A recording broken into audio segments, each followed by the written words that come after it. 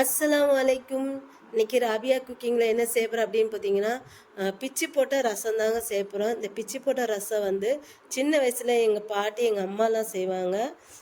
அதுதான் அந்த ரசம் தான் இப்போ நான் வந்து செய்ய போகிறேன். அந்த ரசம் எப்படி செய்கிறதுன்னு பார்க்கலாம்.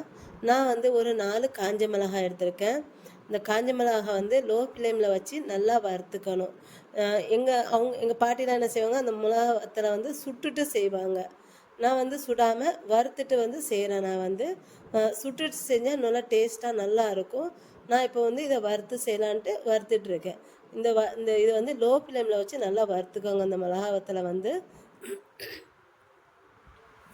நானும் டெய்லி இப்போ வந்து என்னால் சரியாக வீடியோ போடவே முடியல. நானும் டெய்லி போடணுன்னு நினைக்கிறேன், ஆனால் முடிய மாட்டேங்குது. இனிமேல் கண்டிப்பாக போடலான்ட்ருக்கேன். இப்போ இந்த மிளகா வத்தலை வந்து நல்லா வறுத்துடுச்சு. இப்போ இது வந்து கொஞ்சம் கரியிற மாதிரியே வறுத்துக்காங்க. வறுத்துட்டு இதை வந்து இப்போ இது எல்லாத்தையும் நல்லா எடுத்துடணும்.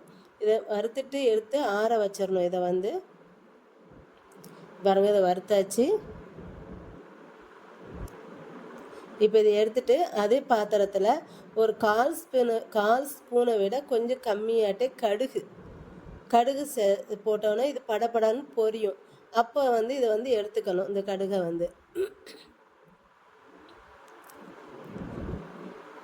இப்போ இந்த மாதிரி பொரியும் போது கடுகை வந்து ஸ்டவ் வந்து ஆஃப் பண்ணிவிடுங்க. ஆஃப் பண்ணிவிட்டு கொஞ்சம் ஆறுனதுக்கப்புறம் இதில் வந்து கருவேப்பிலை வந்து லைட் சூடு இருக்கும்போது போட்டுவிடுங்க. இதிலே கருவேப்பிலை சேர்த்துக்கணும். ஒரு கொஞ்சமாக கருவேப்பிலை வந்து சேர்த்துக்கணும். இப்போ கருவேப்பிலை சேர்த்துட்டு ரெண்டையும் சேர்த்து நல்லா இது பண்ணி விட்டுக்கோங்க.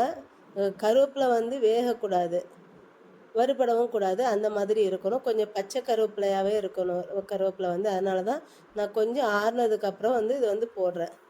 இப்போ வந்து ஒரு பவுல் எடுத்துக்கிறேன். இதில் வந்து நான் வந்து ஒரு சின்ன வெங்காயம் 5 சின்ன வெங்காயம் பொடியாக நறுக்கியிருக்கேன். பல்லாரி வெங்காயம் வேண்டாம், சின்ன வெங்காயம் தான் டேஸ்ட்டாக இருக்கும் இந்த ரசத்துக்கு வந்து. அதனால நான் வந்து சின்ன வெங்காயம் வந்து எடுத்திருக்கேன். இந்த சின்ன வெங்காயத்தை வந்து பொடியாக நறுக்கிட்டு நல்லா அந்த கை வச்சு நல்லா நொறுக்கிடணும். இதை வந்து கை வச்சு நொறுக்கிட்டு அடுத்து வந்து இது வந்து கொஞ்சம் ஓரமாக இதை வச்சிடலாம். அடுத்து வந்து அந்த 4 காஞ்ச மிளகாய் இருக்குது. இதுக்கு வந்து மிளகா வத்தல் வந்து அதிகமாக போடுவாங்க.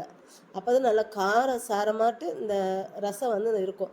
இது வந்து நாங்கள் வந்து காரம் வந்து எங்கள் அப்பாலாம் அதிகமாக சாப்பிட மாட்டாங்க. அதனால் நான் வந்து 4 காஞ்ச மிளகாய் தான் போடுறேன்.